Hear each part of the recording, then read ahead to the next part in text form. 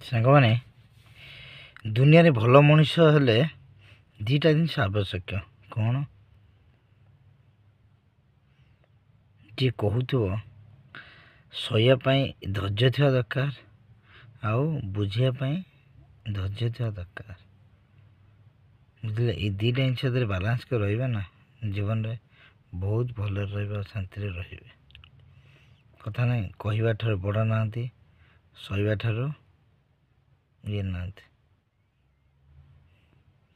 ଗାଁରେ ତ ବହୁତ କିଛି ବହୁତ କହିବେ, କାରଣ ଗାଁ ଗଣ୍ଡା କଥା, ଲୋକାଲ କଥା ମୁଁ କହୁଛି ଆଜ୍ଞା। ଗାଁରେ ଆପଣ ପ୍ରତ୍ୟେକ ଗାଁରେ ଆପଣ ଦେଖିବେ, ଯଦି କିଏ ଜଣ ଗୋଟେ ବହୁତ ମେହନତ କରୁଛି ନା,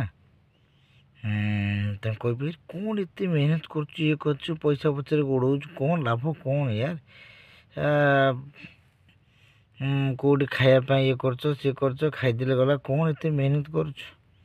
ଲୋକ ପରିହାସ କରିବେ। ଯଦି ଗୋଟେ ଲୋକ ଘରେ ବିଲ ବାଡ଼ି ଚାଷ କରୁଛି, ମଧ୍ୟ ତା ଦୁଃଖ ସୁଖରେ ରହୁଛି ନା, ତାକୁ ବି ଲୋକ ପରିହାସ କରିବେ। କ'ଣ କେତେ ଟଙ୍କା କମାଉଛୁ ତୁ ଗାଁରେ? ବିଲ ଚାଷ କରୁଛୁ, ଇଏ କରୁଛୁ, ସିଏ କରୁଛୁ, ଯା ବାହାରକୁ ଯା, ପଇସା କମା, ଇଏ କର, ସିଏ କର, କ'ଣ ଦୁଇ ପଇସା କମାଉଛୁ, ଇଏ କରୁଛୁ, କେମିତି କ'ଣ ଘରକୁ ଚଳୁ, ପିଲା ଛୁଆ ଭବିଷ୍ୟତ କ'ଣ ଏଇଟା? ମାନେ ଏଇଭଳିଆ କହିବେ। ଲୋକ କାହାକୁ ଆଗକୁ ବଢ଼ିବାକୁ ଦିଅନ୍ତି ନାହିଁ, କି କାହାକୁ ଇଏ କରିବାକୁ ଚାହାନ୍ତି ନାହିଁ। ଯେତେବେଳେ ତୁମେ ସଫଳତା ପାଇଯିବ ନା, ଯେକୌଣସି ହଉ, ସେ ଚାଷୀ କାମ ହଉ, ଛୋଟ କାମ ହଉ, ଇଏ କହୁ, ଯେଉଁ ଜିନିଷରେ ଯେଉଁ ଲୋକ ପରିହାସ କରୁଥିବେ ନା, କି ତୁମମାନଙ୍କୁ କ୍ରିଟିସାଇଜ୍ କରିଥିବେ, ତମେ ତାହା ଧୀରେ ଧୀରେ ତୁମେ ସଫଳତା ପାଇଗଲ ନା, ସେତେବେଳେ ଲୋକ ଇଏ କରିବେ, ବାହାରେ ବାହା ଯାହା ହଉ, ପିଲାଟା ଥିଲା, ବହୁତ କଷ୍ଟ କରୁଥିଲା, ଏ କଥା ପାଇଗଲା। ତାହେଲେ ଲୋକ ତୁମ ସଫଳତାରେ ସାଥ ଦେବେ, ତୁମର ଅସୁବିଧାରେ ସାଥ ଦେବେ।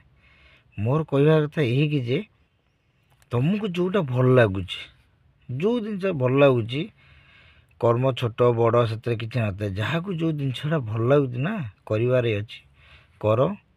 କର୍ମ ଆଉ ନିୟତ, ଏଇ ଦୁଇଟା ଜିନିଷ ଯଦି ଠିକ୍ ଥିବ ନା, ଜୀବନରେ କେବେ କେଉଁଠି ବି ହାର ମାରିବନି।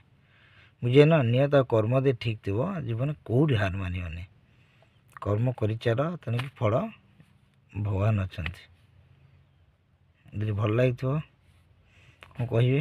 ରହୁଛି ଆଜ୍ଞା, ଜୟ ଜଗନ୍ନାଥ।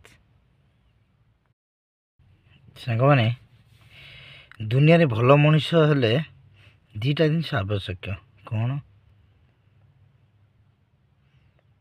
ଯିଏ କହୁଥିବ ସହିବା ପାଇଁ ଧୈର୍ଯ୍ୟ ଥିବା ଦରକାର, ଆଉ ବୁଝିବା ପାଇଁ ଧୈର୍ଯ୍ୟ ଥିବା ଦରକାର।